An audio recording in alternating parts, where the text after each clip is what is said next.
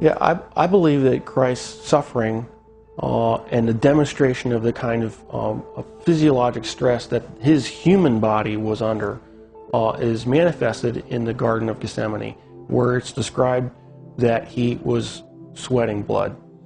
And there is a well-documented medical condition in which patients who are under tremendous amount of emotional stress and physiological stress can in fact sweat blood, because little blood vessels within the glands burst and then the blood is expressed.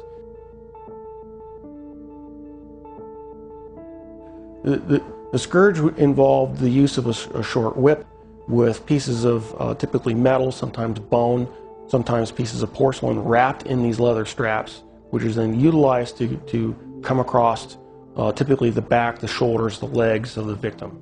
And the first few passes across a particular body part would tear through the skin, the fat, but eventually, once the outer layers were torn away, it would start getting in the muscle and the tendon. And of course, along the way, you're ripping through all the blood vessels that supply all those tissues. And so you're losing blood the whole time. The plant that was described actually had a very long thorn, not the little thorns that we would think from a rose bush. These were thorns that were typically 1.5 inches to 2 inches in length. The scalp is one of the most vascular portions of our bodies. It had a huge blood supply up there. So then having those thorns shoved down into the, down onto the bony plate would have gone through all the scalp, which in and of itself would have created a huge amount of blood loss. I've seen people actually bleed to death from just a scalp injury. So it's not a small injury to have, who knows, dozens of these things shoved into your scalp. And so that would have caused more blood loss.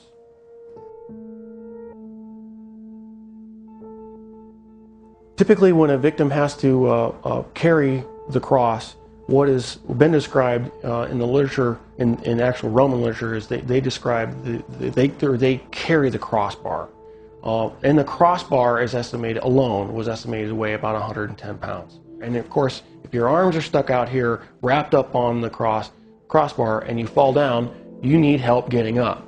You just can't get up on your own, because there's no possible way without your arms to get up. So he would have needed help getting up. If he fell over, there's a good chance that he could have hit his chest, which then could account for the possibility of a cardiac injury. Anatomically, we consider the wrists as part of the hand, and so with the placement of the nails between the radius and the ulna, at that position, it still fits the definition of being in the hand, and it's in a position in which the nail won't rip out, which you have to have. You have to have a solid point of fixation. Another interesting point about the placement of that is the median nerve goes right straight through that particular portion of the wrist, and so there would have been either destruction of the nerve or impingement of the nerve that would have created a tremendous amount of pain, so that every time you try to take a breath, it'd be agonizing. You'd be pushing down on spiked feet, which of course hurt, and then you'd be hanging on spiked arms. And so you alternate from excruciating pain to excruciating pain every time you take a breath. So even if he survives the actual crucifixion, he would have had to survive what I believe to be a lethal injury from the spear to find out whether he was alive or not. What's described is the loss of water and blood, and that would entail either either pleural effusion or pericardial effusion, and the blood would have come from either pulmonary artery, pulmonary vein, the aorta or vena cava, or the heart itself. None of those injuries, unless you're treated immediately by a trauma surgeon like myself, with all the advanced equipment that we have, would be survivable after even a few minutes. Christ, as the Son of God, could have survived anything. He chose to manifest himself as a human at that point in time and allowed himself to die. And being human at that point in time, he could not have survived this particular series of traumas. It's not possible. Christ as God could have survived anything they threw at him. But he chose to be Christ, the human, at that point in time to die for our sins. And that given that self-limitation of remaining to be human, he died. He did not survive the event.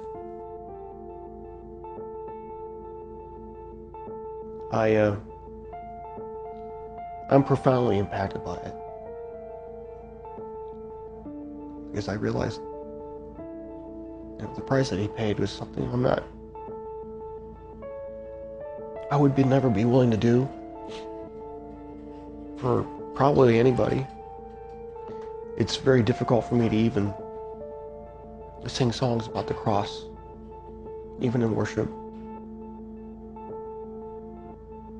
Because I truly do understand what he paid, the price that he paid.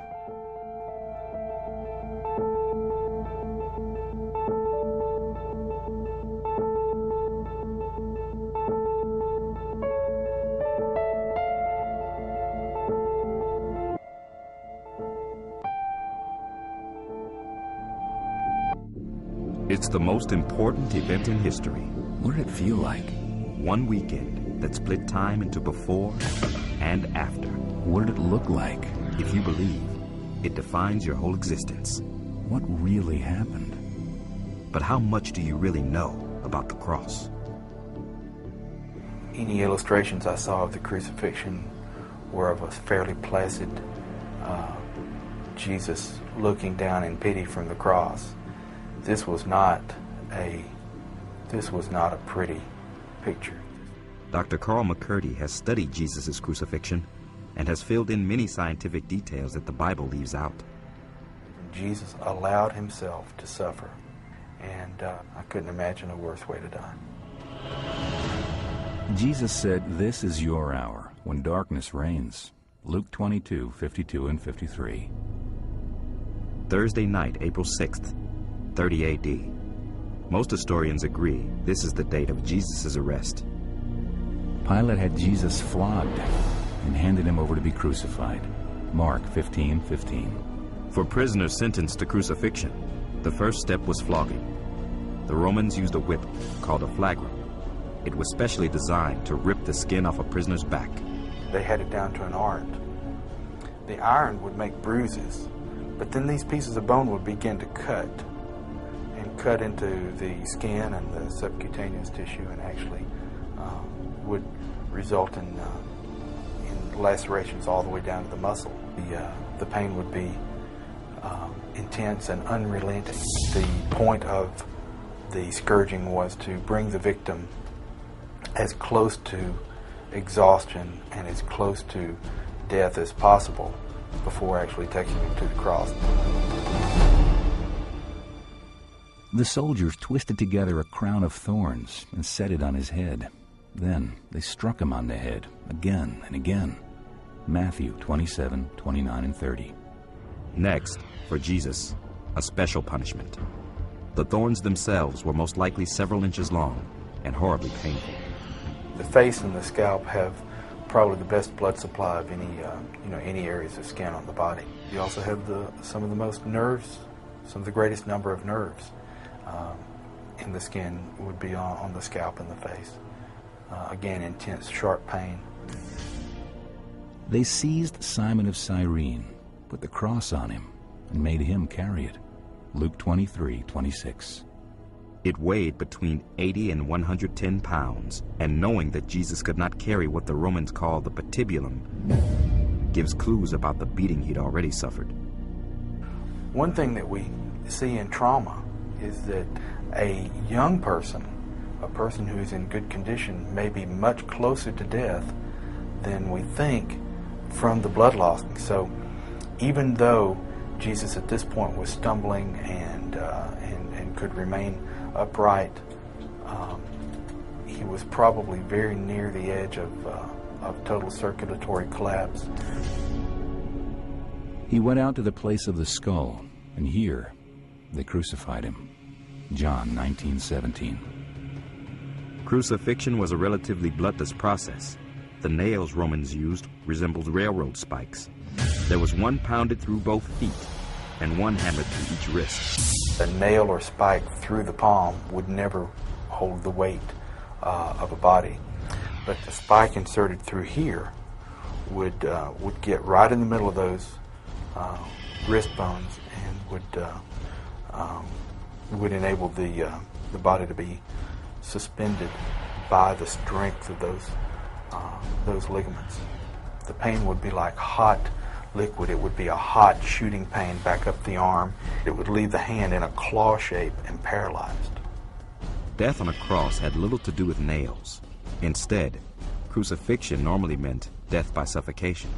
The only way you can adequately breathe would be to push up with the impaled feet, pull up with the arms in order to breathe, and then sag down again in exhaustion. And obviously, every time that happened, there's intense pain in the arms. The scourged back would rub against the rough wood of the cross. The impaled feet would also have their own nerve pain and pain shooting up the legs. And it would be pure agony to simply take a breath. With a loud cry, Jesus breathed his last. Mark 15:37. Crucifixion often took days, but Jesus died quickly, and as the loud cry suggests, he also died suddenly.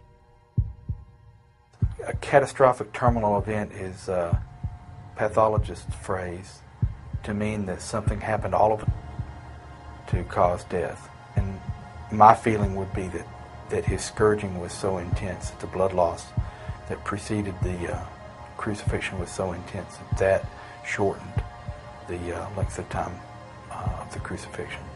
And in this case, the final event was I'm sure either an abnormal heart rhythm or his heart simply stopped.